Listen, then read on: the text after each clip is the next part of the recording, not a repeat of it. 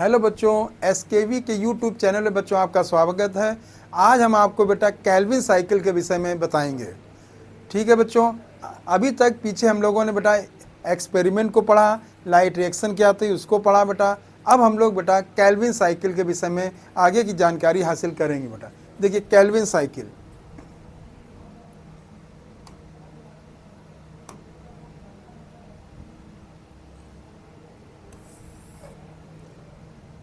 Calvin cycle बेटा जो थे केल्विन और उनके साथियों ने दिया था, और जो उनके साथी में जो थे बेटा जे बैसम साहब थे।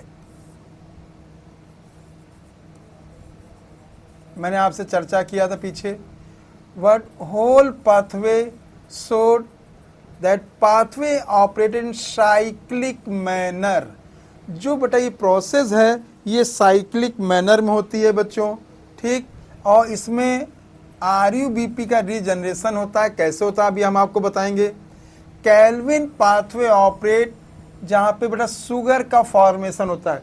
इस पृथ्वी पे जहाँ पे भी बेटा कार्बोहाइड्रेट ग्लूकोज का निर्माण फोटोसिंथेसिस से हुआ, वहाँ केल्विन साइकिल जरूर चलती है। मैं ये कह सकता हूँ कि शुगर का फॉर्मेशन जो है थ्रू केल्विन साइकिल होगा, चाहे वो किसी भी प्रकार के प्लांट हो, चाहे C3 प्लांट हो, चाहे C4 प्लांट हो, या अदर देन C3 C4 मतलब कैम प्लांट जिसे हम क्रेसुलेशियन एसिड मेटाबॉलिज्म कहते हैं, ठीक। तो यहाँ पे देखेंगे बच्चों सिंथेसाइज, ये लाइन याद रखिए। शुगर मतलब बेटा C6H12O6।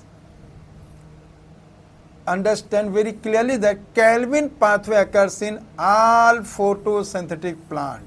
ये लाइन बहुत इंपॉर्टेंट है। चाहे C3 प्लांट हो, चाहे C4 प्लांट हो, या अदर मतलब कैम प्लांट हो, उन सभी में जो है केल्विन साइकिल चलेगी। उसी के द्वारा शुगर का फॉर्मेशन, ग्लूकोज का फॉर्मेशन होगा, फिर किस में कन्वर्ट होगा, फिर और किस में स्टोर होगा, वो बात की बात बेटा, ठीक है।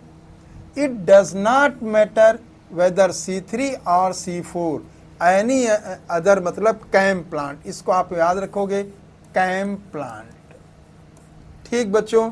यहाँ पे केल्विन साइकिल को डिस्क्राइब करने के लिए इसके 3 स्टेज होती हैं बेटा। केल्विन साइकिल को अगर हम स्टडी करते हैं तो 3 स्टेज होती हैं बच्चों। पहला हुआ कार्बोक्सिलेशन, दूसरा हुआ रिडक्शन, तीसरा हुआ रीजनरेशन, ठीक है।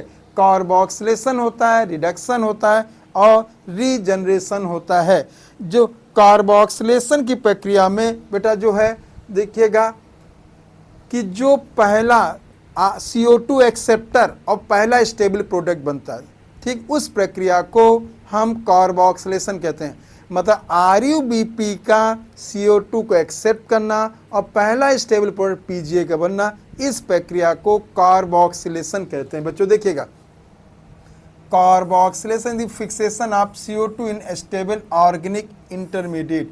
ऑर्गेनिक इंटरमीडिएट जो बेटा होता है वो PGA होता है, जिसे हम फॉस्फोग्लिसरिक एसिड कहते हैं, ठीक। अगर हम बेटा यहाँ पे देखें, इसको इधर दिखाने की कोशिश करते हैं बेटा, देखिएगा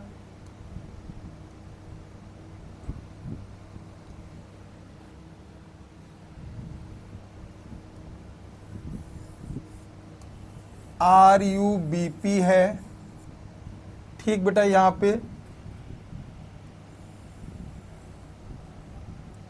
और यहाँ पे ये CO2 आया,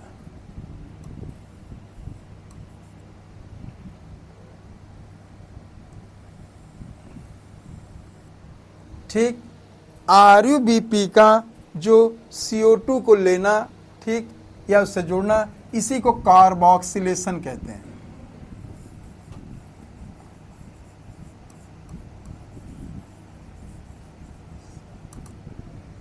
ठीक बच्चों। और यहाँ पे जो है PGA बनता है, फॉस्फोग्लिसरिक एसिड। हम बेटा इसको इस तरह भी दिखा सकते हैं, RUBP और CO2,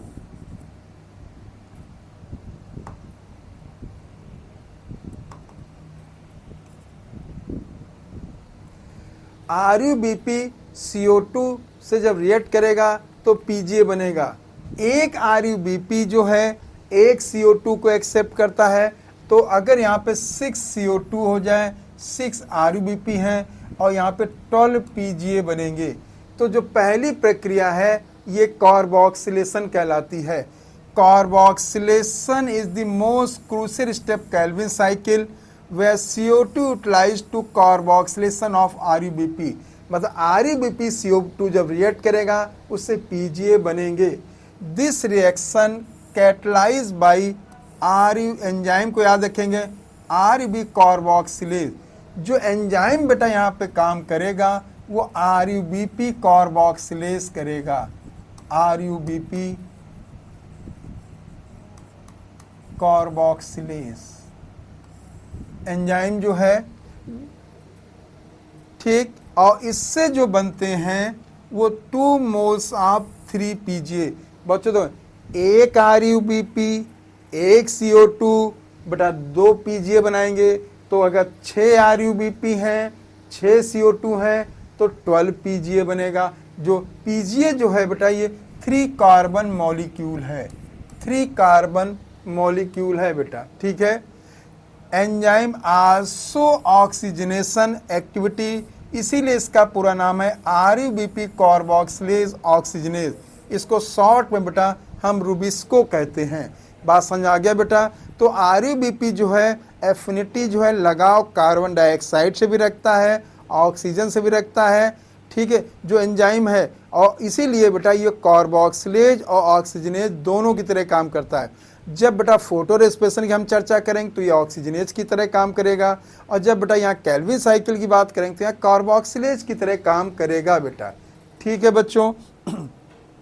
अगले स्टेप में हम बेटा देखते हैं यहाँ पे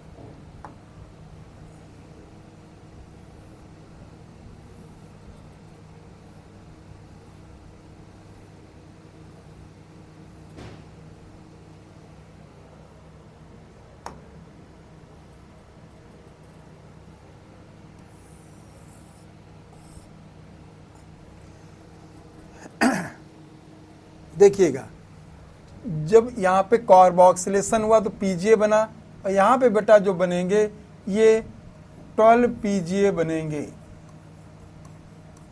यहाँ पे जो है जो कार्बोक्स 6 CO2 जो होगा बेटा, और 6 जो है वो RuBP होंगे, और उससे जाके 12 PGA बने। अब बेटा जो फास्फोग्लिसरिक एसिड है इसका जो है जो रिडक्शन होगा, यहाँ पे देखते हैं बच्चों, these are series reaction that lead to formation of glucose.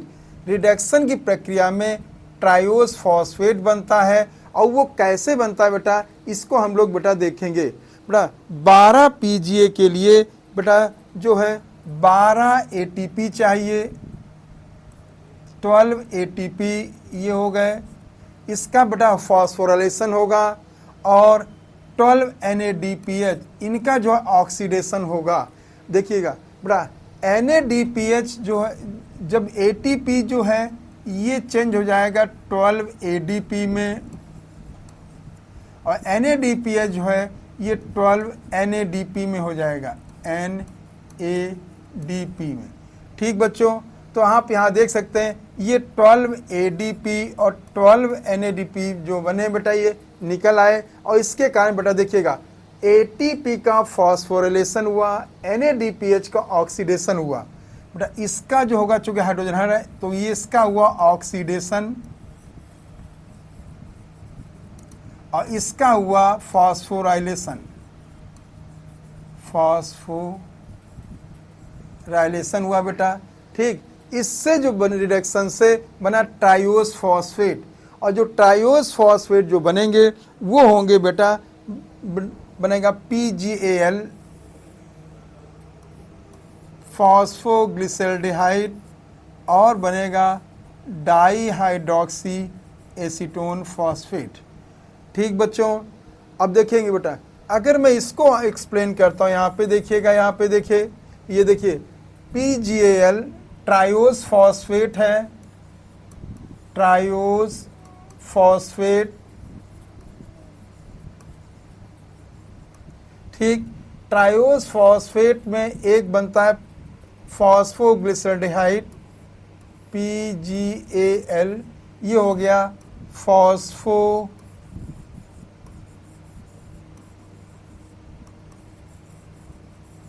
Glyceraldehyde, और दूसरा बेटा हो गया DHAP, डाईहाइड्रोक्सी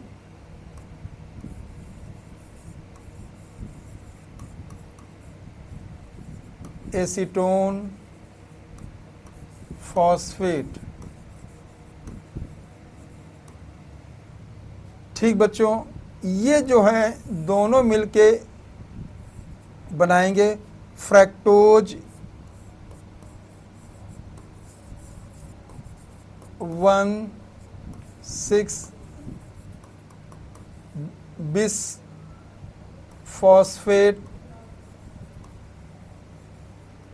बड़ा ध्यान देना, ये स्टेप इंपॉर्टेंट है।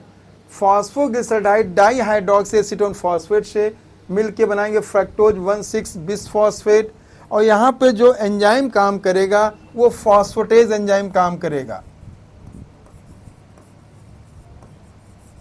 फॉस्फेटेज एंजाइम का, इससे बनेगा फ्रक्टोज 6 फॉस्फेट। मतलब जो फ्रक्टोज के पहले नंबर का जो कार्बन पे फॉस्फेट था वो हट जाता है बेटा, तो बचेगा फ्रक्टोज 6 फॉस्फेट। फ्रक्टोज 6 फॉस्फेट से फिर बेटा फॉस्फेटेज एंजाइम काम करेगा।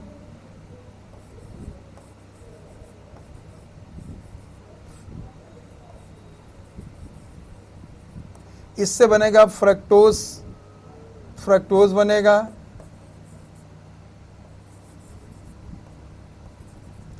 फिर बेटा आइसोमरेज एंजाइम काम करेगा।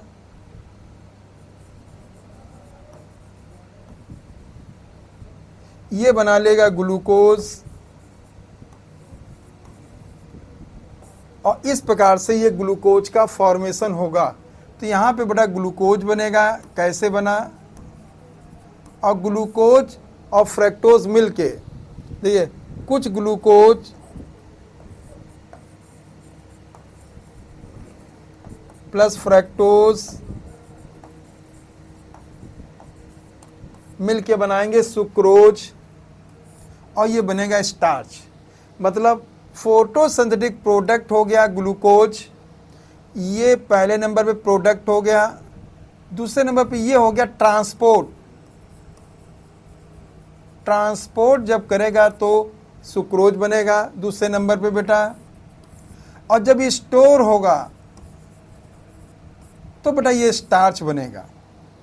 ठीक बच्चों, तो यहां पे आप देख रहे होंगे the step involve utilize 2 molecule ATP for phosphorylation and 2 NADPH for reduction पर CO2 मॉलिक्यूल। अब आप यहां देख सकते हैं बेटा, ये फॉस्फोराइलेशन हुआ, NADPH का ऑक्सीडेशन होगा, जिसका PGA का रिडक्शन होगा। क्योंकि इससे हाइड्रोजन हटेंगे तो ये होगा ऑक्सीडेशन, ये इससे जुड़ेंगे तो उससे बनेगा जाके बेटा रिडक्शन की प्रक्रिया से शुगर बनेगी। और ये शुगर कैसे बनी बेटा, आप देख सकते हो, ग्लूकोज बना, और ग्लूकोज जब ट्रांसपोर्ट होगा तो ये सुक्रोज के फॉर्म में होगा, और जब स्टोर्ड होगा तो स्टार्च के फॉर्म में होगा बेटा। ये पॉइंट याद रखेंगे। The fixation of 6 molecule CO2 6 turn cycle are required for formation of 1 molecule glucose pathway. मैंने आपको बताया है एक CO2 के लिए एक बार केल्विन साइकिल चलेगी, तो जब 6 CO2 होंगे तो केल्विन साइकिल 6 बार चलेगी, 6 राउंड होंगे बेटा। ये बात पूरी तरह बच्चों को क्लियर हो गई बेटा। ठीक है, आगे हम लोग बढ़ते हैं बेटा, देखेंगे regeneration.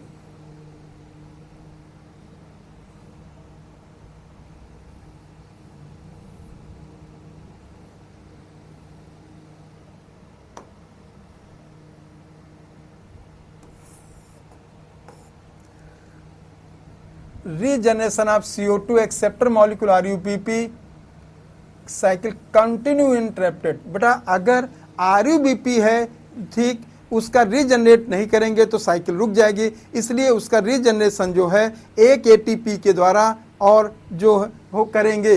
The regeneration step require 1 ATP phosphate RUBP। मतलब एक ATP एक RUBP का रीजनरेशन करेगा तो 6 ATP जो 6 RUBP का रीजनरेशन करेंगे। ये पॉइंट याद रखिएगा। तो आप समझ सकते हैं कि एक ग्लूकोज के मॉलिक्यूल के निर्माण के लिए 18 ATP और 12 NADPH की जरूरत पड़ी, जिनमें से जो 12 ATP हैं उनका फॉस्फोराइलेशन हुआ जिससे शुगर बनी। रिमेनिंग जो 6 ग्लूकोज के जो हैं बेटा 6 ATP हैं वो जो हैं जो ग्लूकोज बनाने के लिए RUBP का रीजनरेशन में उपयोग होते हैं। मतलब 12 ATP for phosphorylation for sugar formation, 6 ATP for regeneration of RUBP। ये पॉइंट याद रखेंगे।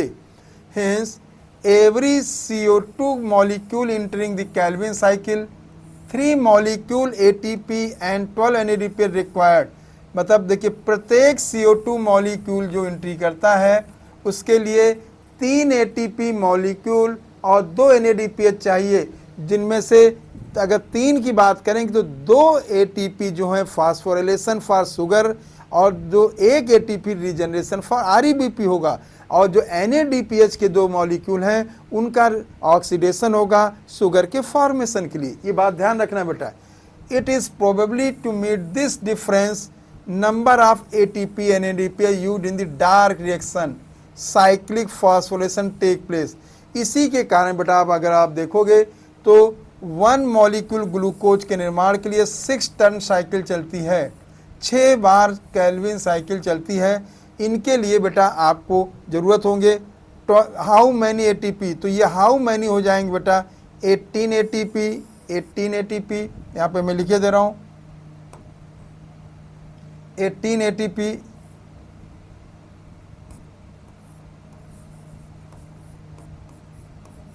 18 ATP रिक्वायर्ड होंगे और 12 NADPH, 12 NADPH